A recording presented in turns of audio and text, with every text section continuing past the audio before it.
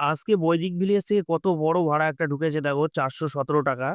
Total রাস্তা 50 kilometre ছিল, তো কাস্টমার বলল যে আমি 420 টাকা পর্যন্ত দিতে পারবো। আমি বলেছি লাস্ট 500 টাকা। ভাড়াটা ক্যান্সেল করে আমি রাজারহাটে চলে আসি। তো এইখানে দেখো কত গাড়ি জমে আছে।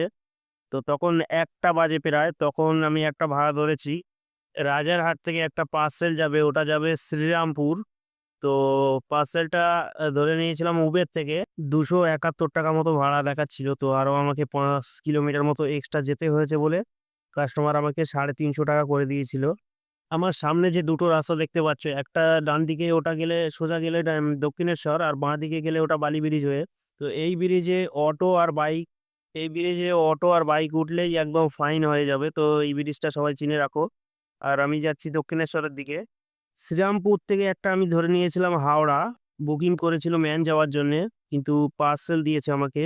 তো পার্সেলটাই নিয়ে আসলাম। তারপরে হাওড়ায় 2 ঘন্টা বসার পরে একটা ধরে নিয়েছিলাম চিনার পার্ক। তো প্রথমে লেক টাউন এসে তারপরে আবার চিনার পার্কে নিয়ে এনে ছেড়ে দিলাম কাস্টমারকে, 200 টাকা আমাকে দিয়েছে। তারপরে বাড়ি চলে আসলাম আস্তে আস্তে।